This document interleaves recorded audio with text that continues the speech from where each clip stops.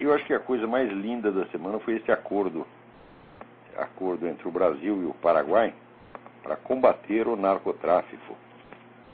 Enquanto eles estão fazendo o acordo, olha que coisa, os dois se ajuntam, Brasil e Paraguai, se ajuntam para combater o narcotráfico e, ato contínuo, o que fazem?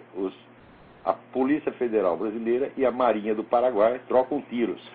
Tiros com os traficantes? Não, eles trocam tiros entre si. A Polícia Federal atirando na Marinha Paraguai atirando na Polícia Federal Brasileira. Não é uma coisa maravilhosa? É o acordo mais lindo que eu já vi. Quer dizer, é um acordo de assim, vamos nos matar um ao outro. Né? A propósito, eu vou até ler para vocês o artigo que eu escrevi, que menciona esse negócio, um artigo que deve sair aí no Diário do Comércio nos próximos dias. Mas eu não resisto a ler aqui para vocês. O artigo chama-se As Cabeças e a Missão. Enojado com o artificialismo dos costumes na corte de Henrique VIII, Thomas More observou que a mentira política, quanto mais patente e boboca, mais solicitamente é aceita como verdade por aqueles a quem, no fundo, ela não engana de maneira alguma. Decorridos vários séculos, belo exemplo da validade permanente dessa máxima é o acordo assinado entre Brasil e Paraguai para reprimir o narcotráfico. Lindo evento diplomático seguido de troca de tiros, não com os traficantes das Farc, mas entre a Polícia Federal do primeiro signatário e a Marinha do segundo. Como ambas as partes sabem que a guerrilha colombiana domina o tráfico na fronteira, mas ao mesmo tempo comprometem-se a combater tão somente o crime abstrato, puro, platônico, sem tocar na realidade viva das conexões políticas que o originaram, o protegem e dele se alimentam, torna-se evidente que todo o esforço de cada um dos contratantes residirá em fazer o melhor que possa para impedir que as ações do outro contra o banditismo tenham qualquer resultado substantivo. Haja o que houver, as Farc não serão arranhadas. Tão sério é esse compromisso que aqueles que o assumiram não hesitam em cumpri-lo à bala. Quem disse que não existe heroísmo entre os picaretas?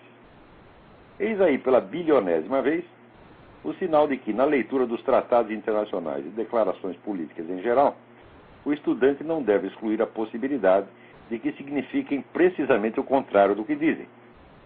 A única diferença entre o reinado de Henrique VIII e o mundo moderno é que, na época do primeiro, só eram obrigados a dizer amém à mentira oficial os membros do círculo mais próximo do rei. O povo, à distância, e os intelectuais, no recesso protegido da universidade, sabiam que tudo aquilo era uma palhaçada e riam.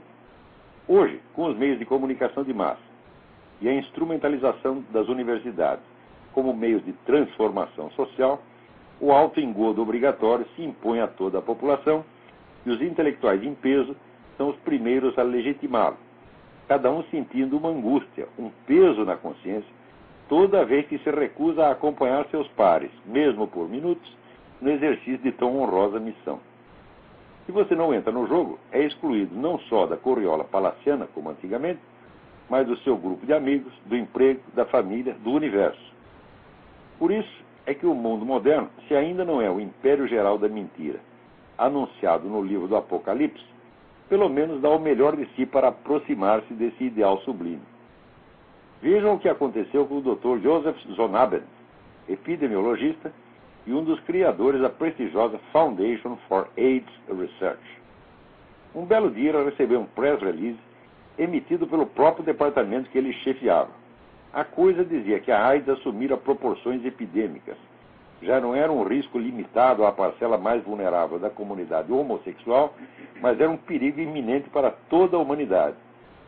Que besteira é essa? Eu nunca assinei essa porcaria, proclamou o perplexo doutor. Antes que ele obtivesse uma explicação, a mentira alarmista já tinha virado capa da revista Life, com o título AIDS, ninguém está a salvo. Só quando a farsa já havia se espalhado pelos 4 quadrantes da Terra, como verdade científica incontestável, foi que uma alma caridosa explicou ao Dr. Zonaben que tudo era um plano da Foundation e da indústria farmacêutica para arrancar verbas do governo americano. Na verdade, a AIDS nunca foi um perigo sério para a população heterossexual e hoje não é absolutamente risco nenhum.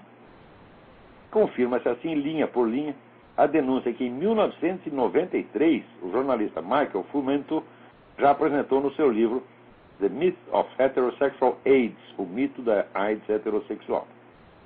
Mas dizer indústria farmacêutica é dizer Rockefeller, e dizer Rockefeller é dizer Council on Foreign Relations, Bilderberg Club e, no fim das contas, Nova Ordem Mundial.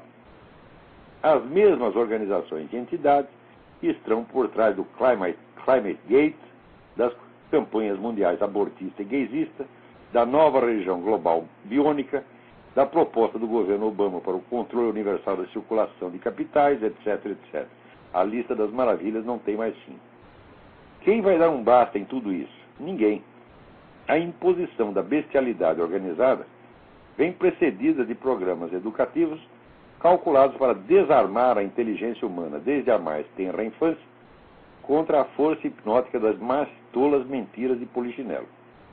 Henrique VIII mandou cortar a cabeça de Thomas More quando este recusou a continuar fazendo vista grossa. A nova ordem mundial não corta cabeças. Zela para que elas não cresçam até um ponto em que precisem ser cortadas. E não é só o sistema educacional que serve para esse fim.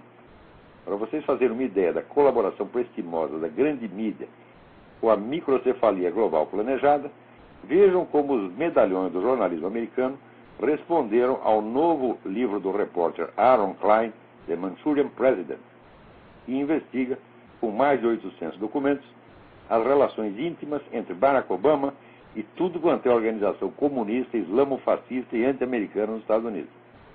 Antes mesmo de poder lê-lo, assim reagiram aquelas belas almas ao mero anúncio de que o livro estava para ser publicado.